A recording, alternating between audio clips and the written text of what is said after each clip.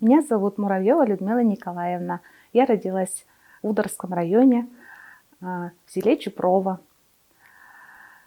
Моя история в литературу, наверное, банальна, как и у всех, возможно. Когда-то в 1986 году к нам в село должны были приехать писатели. Для меня это были великие писатели. Это наши Геннадий Анатольевич Юшков и Альберт Егорович Ванеев. Я была в 4 классе, и это для нас было совершенно новое какое-то событие, потому что до этого к нам никогда не приезжали писатели. И мы готовились, наверное, загодя, там, может, даже за полгода. Нам в школе объявили такой маленький конкурс. Давайте мы покажем, что мы умеем, да, писали стихи, кто мог, кто сочинения. Вот. И вот это событие, когда они пришли, это было в Доме культуры, они сидели в первом ряду, и наши стихи, которые мы им писали, висели в Доме культуры прямо на стене. Вот. И они ходили, смотрели, любовались. Что-то они говорили, что вы делаете правильно, что к стихам и к слову, и к литературе вообще приходят с детства. Вот это, может быть, даже и сподвигло в чем-то, чтобы начать вот что-то писать. Конечно, это были детские стихи про маму, про родное село, про бабушку, но вот сподвигло, и я даже отправила в газету «Вольтует», и они выходили. Потом уже, наверное, в 10 классе у нас тоже был конкурс в школе, это уже в Ашгарской школе, не в Чупровской. Мы готовились к Цветаевскому юбилею. У Марины Цветаевой был 100-летний юбилей, и были такие мероприятия. Вот.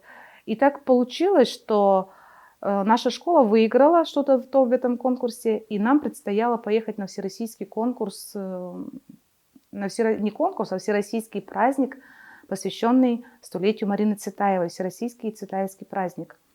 Конечно, это было, я даже до сих пор, когда я вспоминаю про это и слезы, и счастье, радость, вот какая-то вот, что как это, с какой-то далекой деревни, да, едем на Цветаевский праздник. Вот, конечно, я подготовила и свои стихи, там были разные секции, номинации, кто-то стихи читал свои, кто-то читал, декламировал просто ее стихи, но это был очень большой опыт.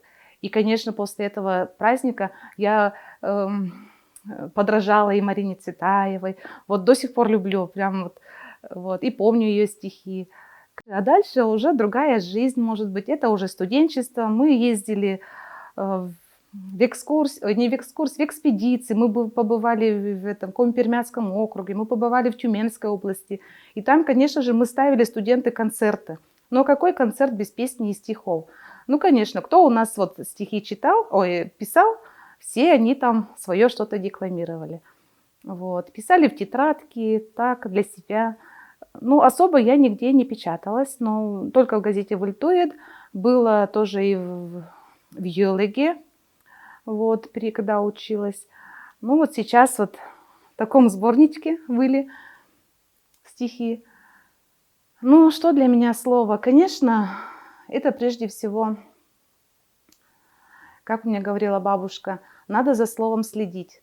То есть правильно сказанное слово, оно может вылечить человека.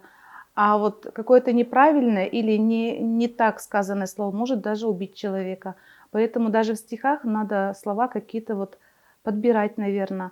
И когда вот пишешь, например, даже вот статью в газету пишешь, да, вот ты думаешь, так написать или вот не так написать, потому что кто-то может на это обидеться, а может кто-то вот кому-то понравится, и поэтому слова надо подбирать. Это уже, наверное, кому-то дано, кому-то не дано. Всегда нужен человек, который тебя на что-то сподвигнет.